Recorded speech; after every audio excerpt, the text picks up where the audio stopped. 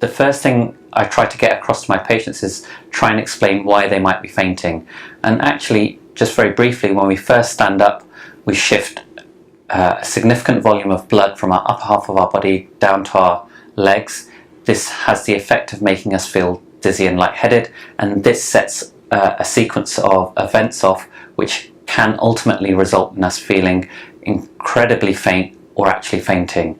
Now, one of the ways to try to mitigate against this volume loss to the legs is to actually drink more and try to encourage the body to retain more, and that's where the salt comes in. So I express to my patients that they must front load their fluid. So I'll typically tell them to keep a 500 milliliter bottle of water by their bedside, wake up about half an hour before they're due to get out of bed so they can drink all of it, allow for it to be absorbed so that it can start to enter the circulation and have some effect on their blood volume.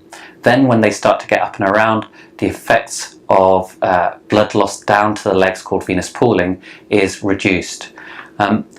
If some of my patients come to me and say that they're drinking just water, 3 litres of water, and what they tend to explain to me is that actually they just end up visiting the toilet far more often.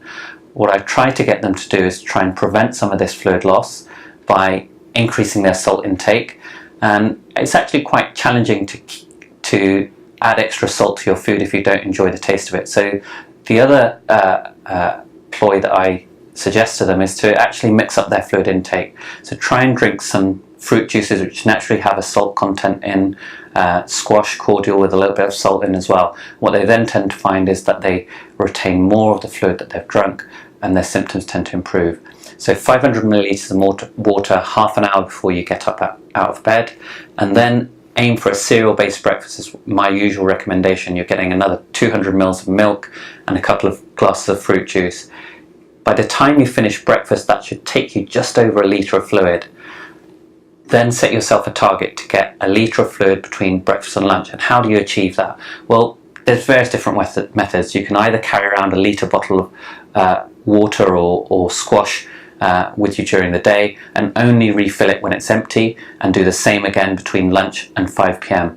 The other things you can do is, everyone has smartphones these days, you can set yourself up regular alarms every 40 minutes to an hour to drink a glass or 2 of water, but you must be confident about the volume that you're drinking over the course of the day. It's not so important to drink after 5 p.m. If you've done the rest of the day well, then the evening should hopefully be much easier for you.